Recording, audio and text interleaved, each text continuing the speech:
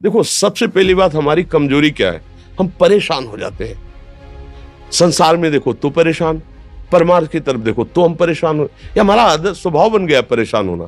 थोड़ा सा धैर्यवान बनो, गंभीर बनो। कोई भारी से भारी विपत्ति में परेशानी स्वीकार करके विपत्ति से थोड़ी निकला जाता। सुलझो, ठीक है, विपत्ति आई, समस्या आई, इसका समाधान होगा। ऐसा थोड़ी कि हमें नष्ट कर देगी। अगर अभी हमारी बड़ी हानि हो जाती है, हम कल इससे बड़ा लाभ प्राप्त कर सकते हैं। हमको एकदम बिल्कुल गंभीर रहना है, इतने कमजोर नहीं बन जाना। अब वो गए तो क्या होगा, अब वो वस्तु गई तो क्या, पद गया तो क्या होगा। प्रयास किया था, ये पद मिला था, इससे बड़ा पद प्राप्त करूंगा, मैं इससे बड़ा महान बनूंगा।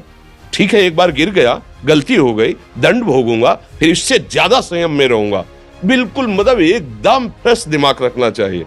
पर अपने लोग क्या है, जरा सी बात में एकदम पछड़ा कर लेते हैं, एकदम कमजोर हो जाते हैं। ये बिल्कुल ठीक नहीं है। हम जीवन भर की यात्रा की बात कह रहे हैं, भारी से भारी कष्ट में भी मुस्कुराना, तो हमें बल मिला है, हमें भगवान की कृपा का दर्शन हुआ है, हमें उनका दुलार दिखाई दिया है। अगर ऐसे तो भाग जाते, फिर परमार्थ में थोड़ी चलना होता है। आज जो आप सुन करके लाभ लेने की चेष्टा कर रहे हो ना, ये केवल प्रवचन नहीं है, ये जीवन है। अगर ये जिए ना होते ना, तो ये इसका प्रभाव नहीं पड़ता, फिर वाणी का प्रभाव नहीं पड़ता।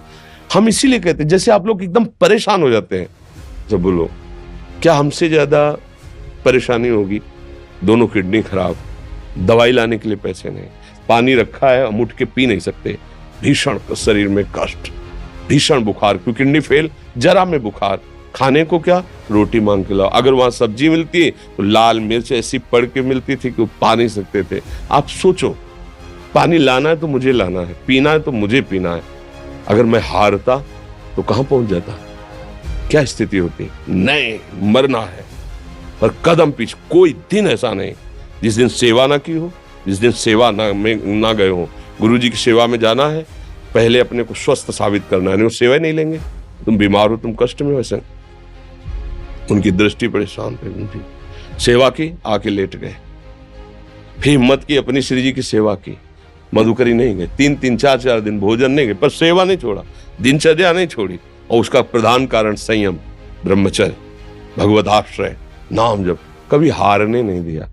अभी भी थोड़ी देर बाद डायलिसिस शुरू होगा, हारने, आपको हारे हुए नजर आ रहे हैं। शरीर में पीड़ा है, किडनी फेल है, ऐसा तो हम स्वस्थ बैठे हैं, पीड़ा है, बार बार प्यास लगती है, थोड़ा थोड़ा पानी मिलता है, लेकिन हम आनंदित हैं, हम प्रसन्न हैं। हम लड़ाई में हारे नहीं हैं, ना हारेंगे, हम जीत चुके हैं। हम अपने मालिक के भरोसे में अपना सब बात, तो वो ये हम अपनी बड़ाई नहीं बता रहे, हम आपको बता रहे समस्या। सोचो, तुम्हारे पास तो माँ है, भाई है, बहन है, परिवार है, कोई ना कोई तो है ना। मेरा किसी ने कभी जीवन में ध्यान भी नहीं दिया, क्यों? बचपन से बाबा जी बन गए, किसी से प्यार नहीं, किसी से संबंध नहीं, कोई जानकारी नहीं, हम कहाँ हैं, वो कहाँ, किसी से कोई मतलब नहीं। अच्छा, जवान साधु कौन श्रद्धा करे? कभी गांव जाने की हिम्मत नहीं पड़ती कि रोटी मांग ले, पता नहीं लोग क्या सोचेंगे, क्या भावना कर ले। हम दरवाजे पे खड़े हैं, क्या कैसी भाव, जो हमारे सामने आकाश वृत्ति से आया यौवन अवस्था में, वही पाया, अन्यथा भूखे रह गए। जब हम हर समय अपने को विवेक के द्वारा सावधान रखे, तो हम कभी निराश नहीं हुए, कभी उदास नहीं हुए, कभी ऐसा नहीं लगा कि यार हम दुखी, कभी नहीं लगा। उसी का फल है कि उस सुख का संकेत मिल गया जहां दुख की निशानी भी नहीं है। वही उसी के बच्चे हो, हम सब उसी धातु से बने हुए हैं। हम इतना क्यों परेशान हो जाते हैं? हम ये देखते हैं अपने लोग, थोड़ी बात बिगड़ गई परेशान, नहीं बिगड़ी तो बिगड़ जाने की संभावना में परेशान है। आज सुख है, लेकिन कल सुख छिन जाएगा तो हम आज के सुख में सुखी ना होकर कल के दुख की आने की संभावना में हम भयभीत हो। मतलब क्या हमारी सोच रह गई? हमको इतना बलवान बनना है कि सुख और दुख दोनों हमको छू न सके। भारी से भारी सुख की व्यवस्था है तो अहंकार नहीं, हर्षित होकर किसी का अपमान न करे कि हम धनी, हम पदाधिकारी, अमुक। भारी से भारी दुख आया तो हमें किसी के सहयोग की जरूरत नहीं, हम फिर अपने कदम बढ़ाएंगे, हम फिर जुड़ी हुई अपनी भावनाओं को सजाएंगे। मस्त जीवन एकदम। तुम अविनाशी के बच्चे हो। शेर का बच्चा भेड़ों के बीच में फंसकर म्यों म्यों बोल रहा है, बस अगर दहाड़ना सीख जाए तो कोई भी उसे परास्त नहीं कर सकता। ऐसे भगवद अंश, तू प्रपंच में फंसकर अपने को इतना दीन क्यों देख रहा है? तू ऐसा है कि भगवान के दिव्यास्त्र में भी ताकत नहीं तेरे को मार सके। तू अविनाशी का अविनाशी बच्चा है। विनाशी भोगों को, विनाशी शरीर को मैं मान के इतना भयभीत, इतना दुख ठीक नहीं। ये सबके लिए, केवल एक के लिए नहीं। आप समझो, आप लोग सोचते हैं हम गृहस्थ होकर भला ऐसी स्थिति कैसे। जनक जी सुखदेव जी के गुरु हैं और राजा हैं, महल है, रानियां हैं, नौकर है, चाकर।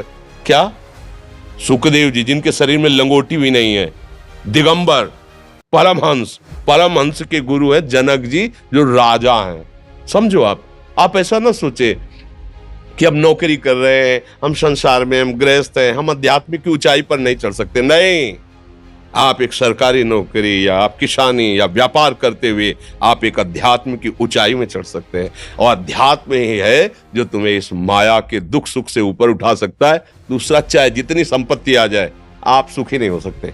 सब देख लो, आंख खोल के देख लो। अध्यात्म ही है जो तुम्हें हर कष्ट सहकर मुस्कुराकर जीने का रास्ता बता देगा कि आप आनंदित हो जाओगे। कुछ नहीं बिगड़ा। अध्यात्म है तो कुछ नहीं बिगड़ा, अध्यात्म नहीं है तो कुछ नहीं बना, कुछ हाथ नहीं लगने वाला।